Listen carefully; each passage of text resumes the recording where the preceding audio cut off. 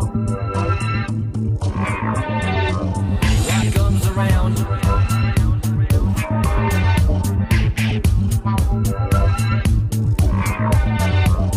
What comes around? This comes around. What goes around? This comes around. This is the sound. It's time to get down. What goes around? This goes around. This is the sound. It's time to get down.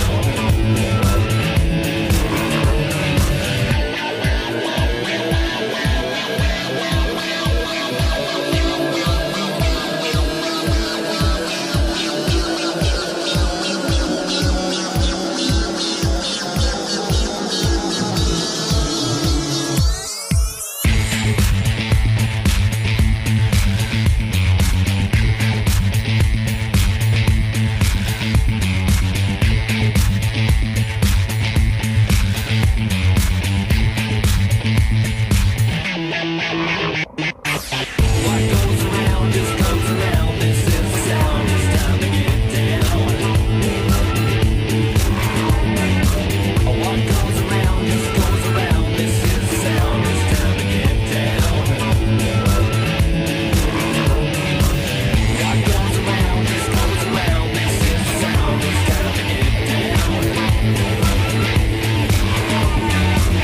What goes around, this goes around. This is the sound, it's time to get down.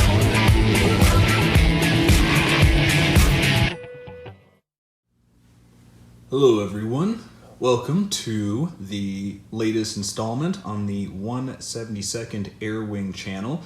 Thanks for stopping by and paying some of your valuable time and attention to this channel, which I have established to share some of the more important human stories behind the aircraft that we aviation fans know and love, and some airplanes that maybe some of you have never heard of before.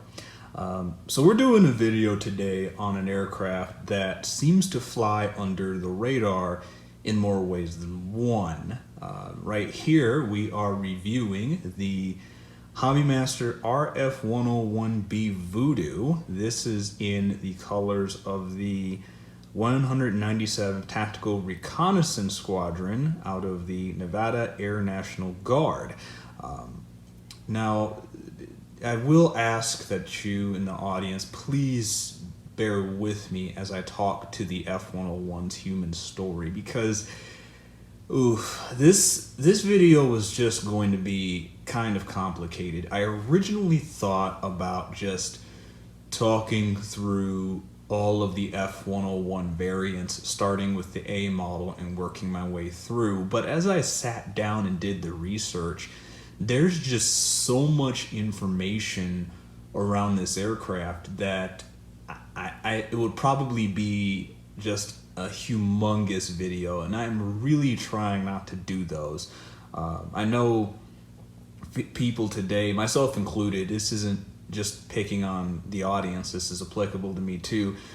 We don't all have the time to spend 2, 3, 4 hours watching a video about the history of an aircraft. I would like to have that kind of time, but the truth of the matter is we all have things to do, right? And unfortunately, there's just so much history that I had to really reevaluate how to present the F-101 in a lot of respects, because even though the F-101 designation covers just one type of airplane, it did so many distinct missions in so many unique ways that honestly I could probably make 4 videos off of the information I researched just to make this one alone. So understand at the beginning that I am leaving quite a bit of really cool information out of the story, like the transcontinental sun run records that the F-101s set, and some of the exploits that the RF-101s got to in Vietnam in terms of the detail, because again, just that piece of the history alone could probably make 50 YouTube videos. And it's mostly information that it seems a lot of the aviation geeks of the world don't know.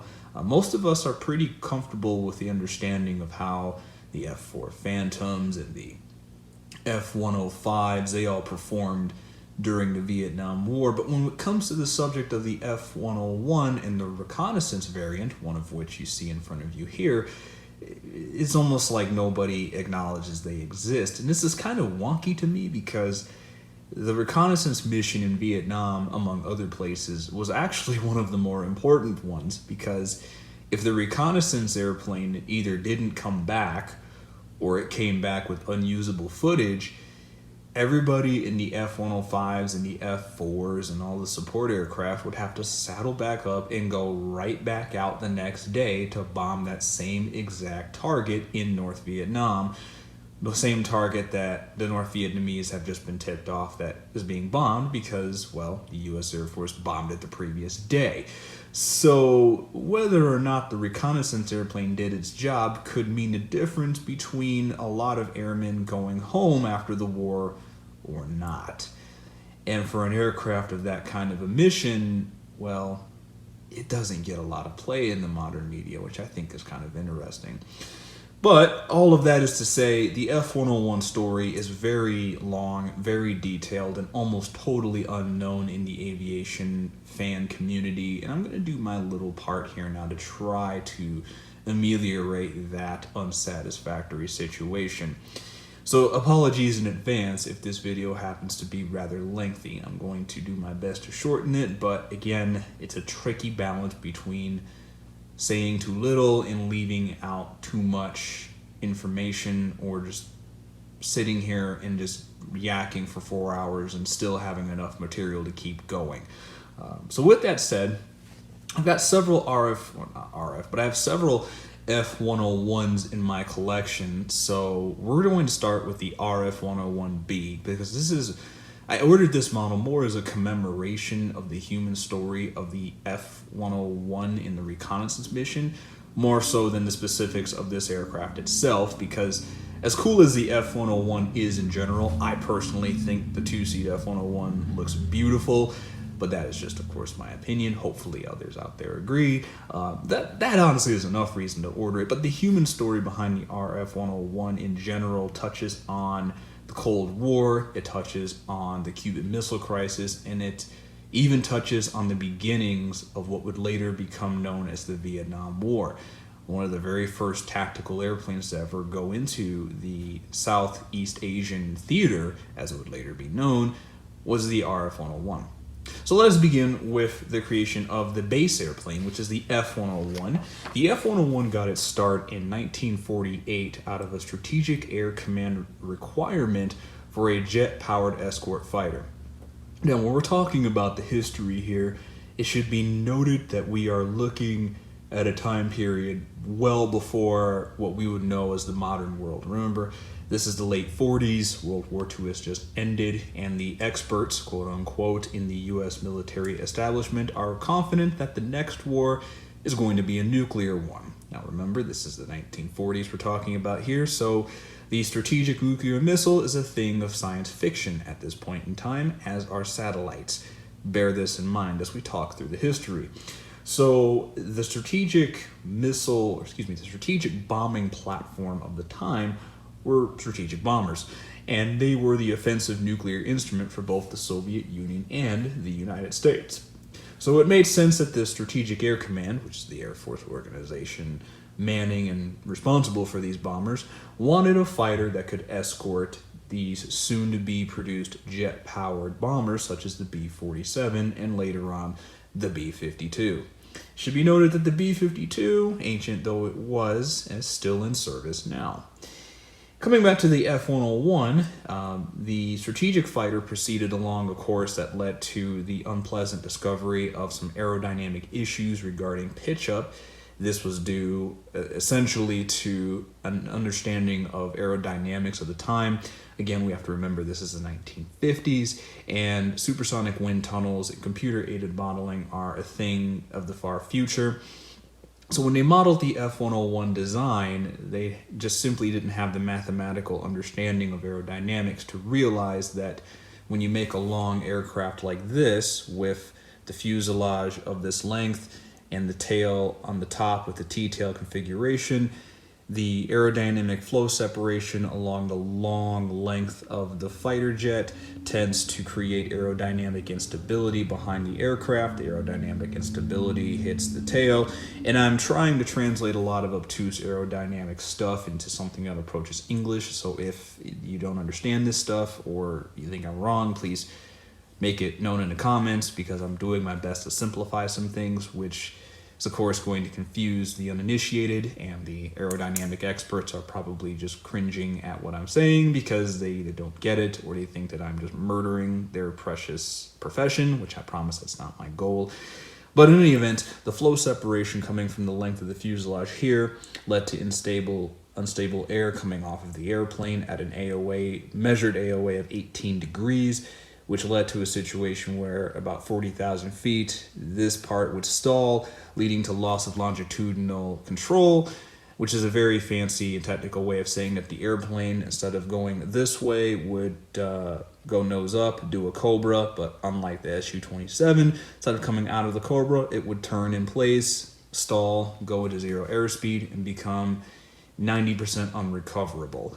The management of that problem was to deploy the drag chute, which would be way in the back of the tail over here, put the nose down, and then start praying to whatever deity one saw fit, because that was the only thing you could do. If those steps did not work, prayer included, the solution was the ejection handle. So this aerodynamic problem was a result of just not understanding how supersonic airplanes perform, because up until the introduction of the F-101, the F-101 was the fastest airplane ever built by the United States. So when one pushes the limits, these sorts of things happen. And it's an important story to understand, because the pitch-up issue would have some far-reaching influences on a certain other McDonnell Douglas airplane, which would later be called the Phantom. But I digress. Coming back to the F-101, a requirement was issued in 1952 for a reconnaissance version of the F-101 fighter jet. The reconnaissance version was intended to have the same mission, which would later be covered by the strategic secret U-2. Because of the introduction of the U-2 once again in secret in the 1950s, the RF-101 proposal was converted from a post-strike reconnaissance aircraft into a tactical reconnaissance platform. And it was this mission change which would lead to the RF-101 doing its biggest contribution to the United States security effort.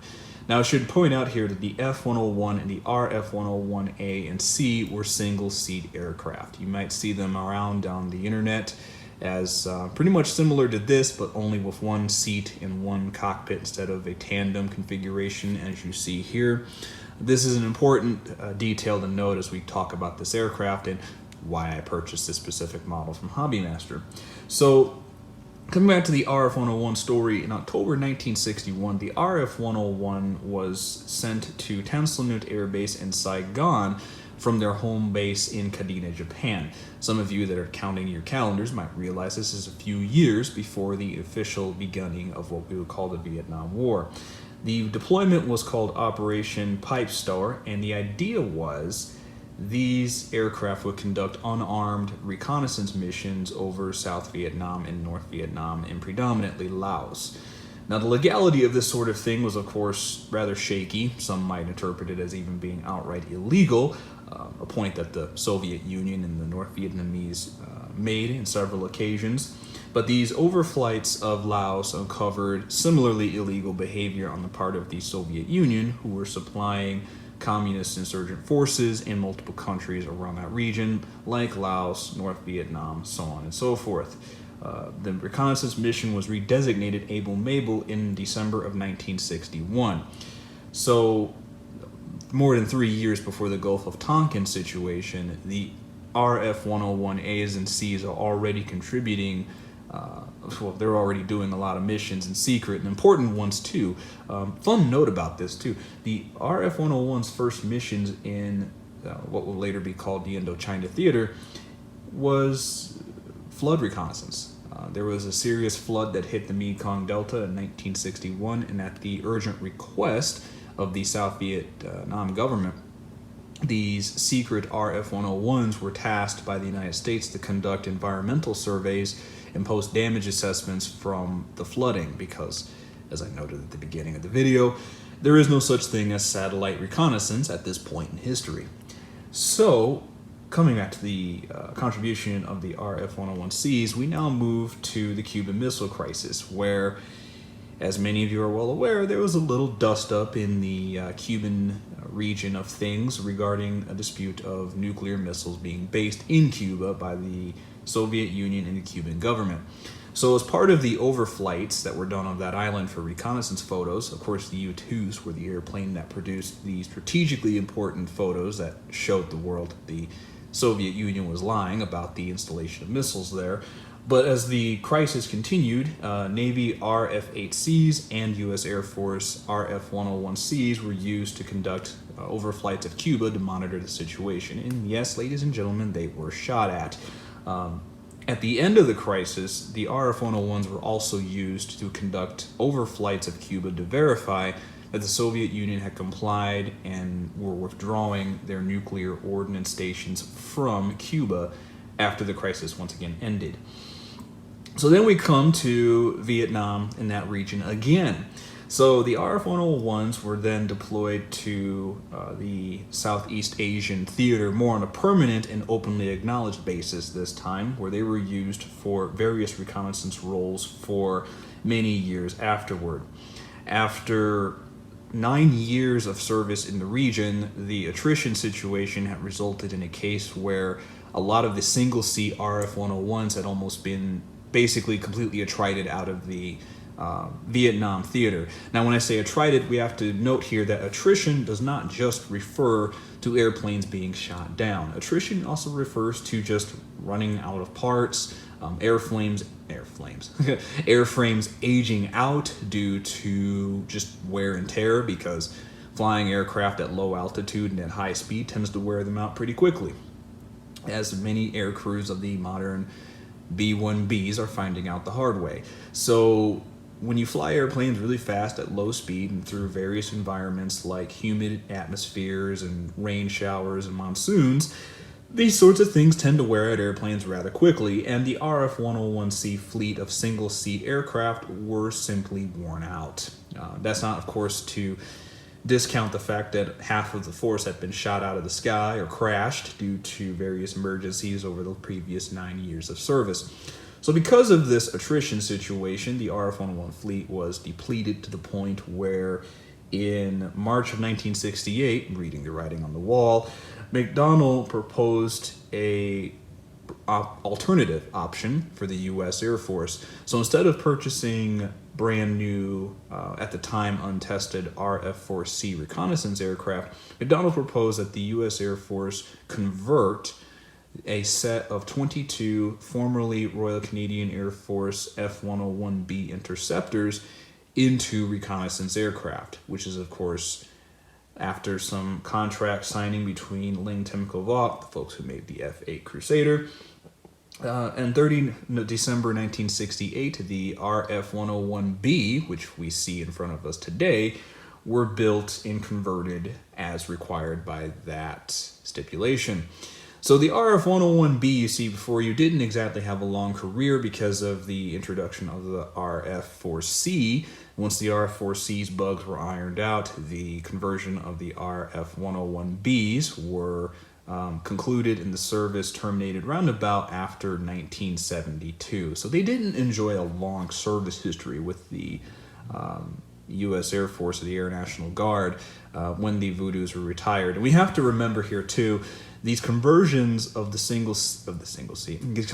two-seat RF or F-101B interceptors, which were flown by Canada, came more than 15, 20 years after the aircraft was originally developed. So we're talking about a large amount of technological change in a very short period of time. So by the time the RF-101B here was put into service, the platform had certainly aged out of the tactical cutting edge, and it just made sense for the U.S. Air Force to move on to more advanced reconnaissance platforms. The world has certainly changed a lot between 1952 and 1970, and the RF-101B's retirement here reflected that. So needless to say, that summary just encounters a fraction of the total contribution of the RF-101B. There's all kinds of stories involving the RF-101's use in the Operation Sunrun record-setting attempt.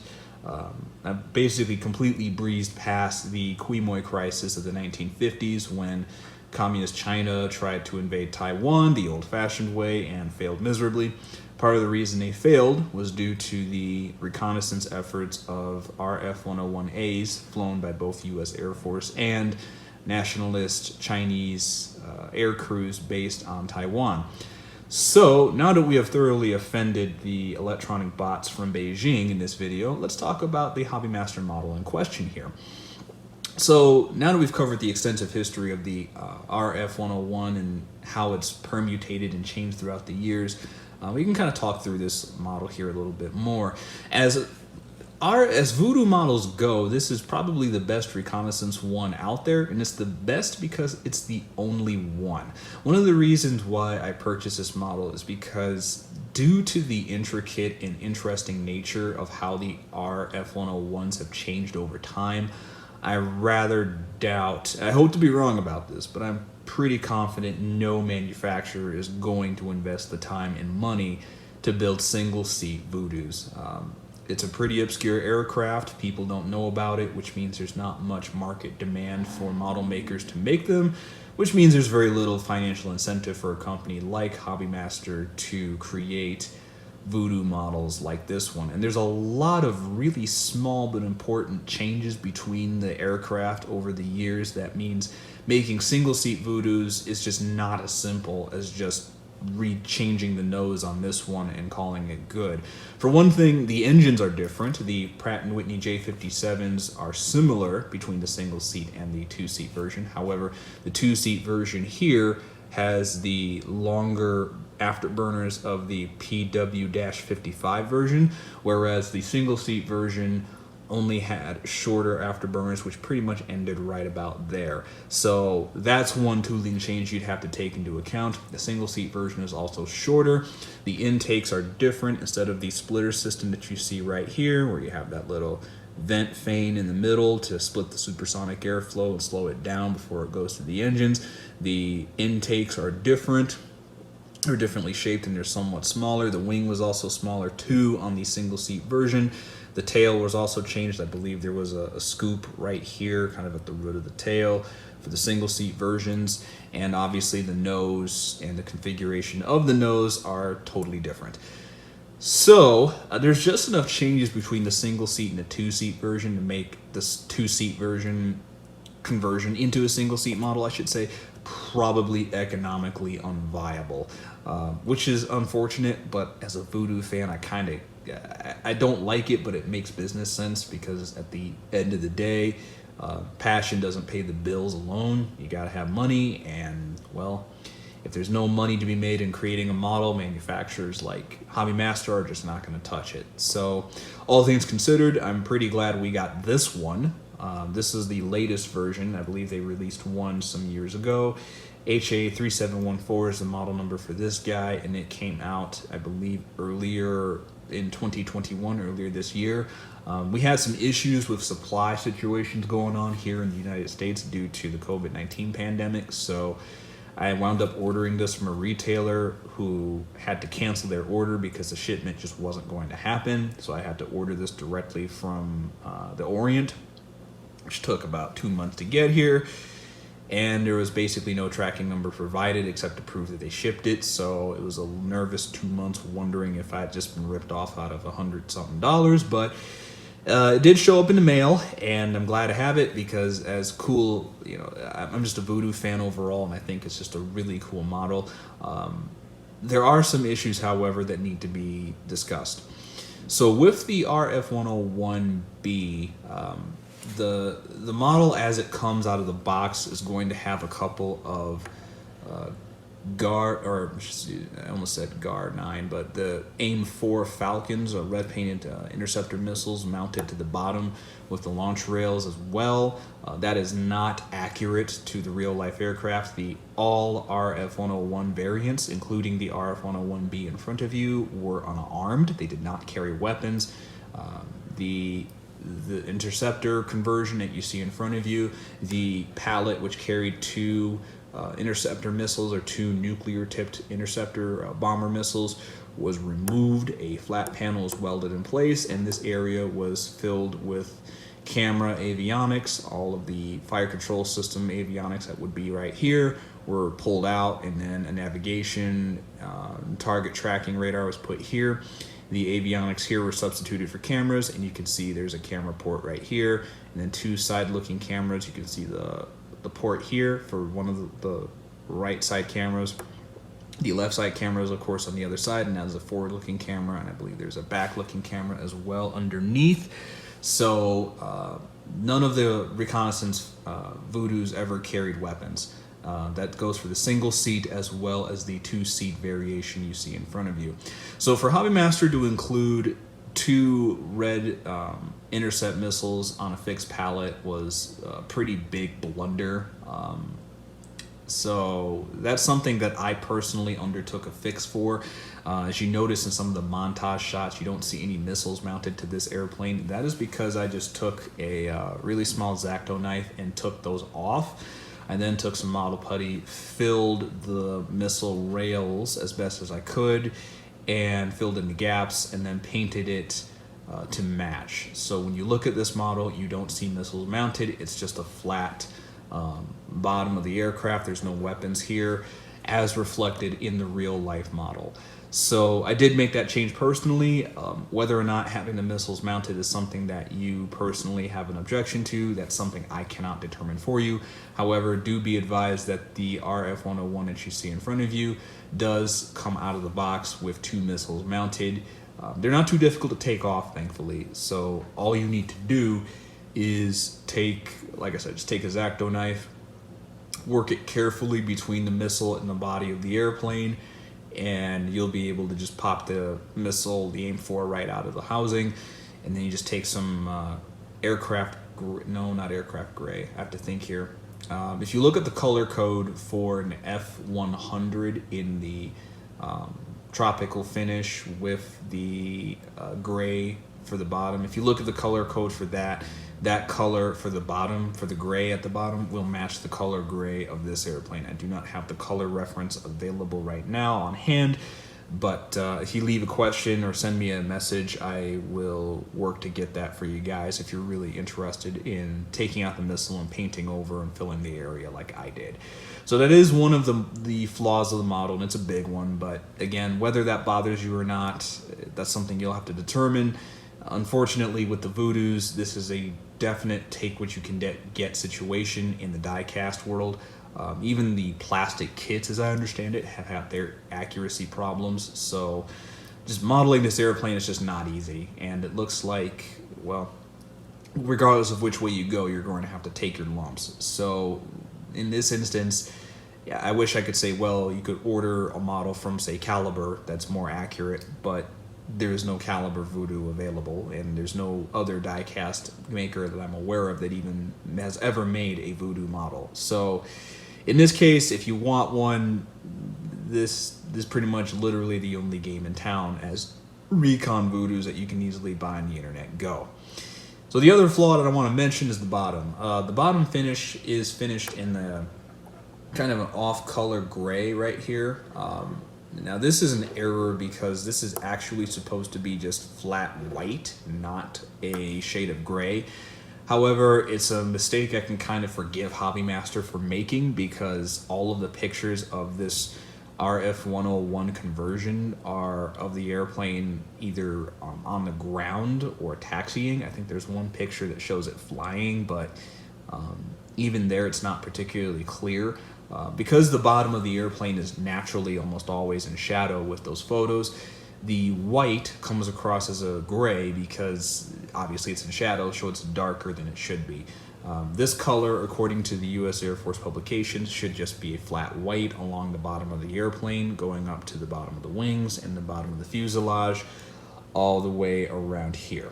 So it's not, again, this is a flaw, but it is not a flaw that I am personally really bothered by because, again, it's in shadow, and as far as modeling the Voodoo goes, it looks good. The rest of the model actually looks really nice. I do like the tropical color scheme that is on this Voodoo. It makes it look really mean.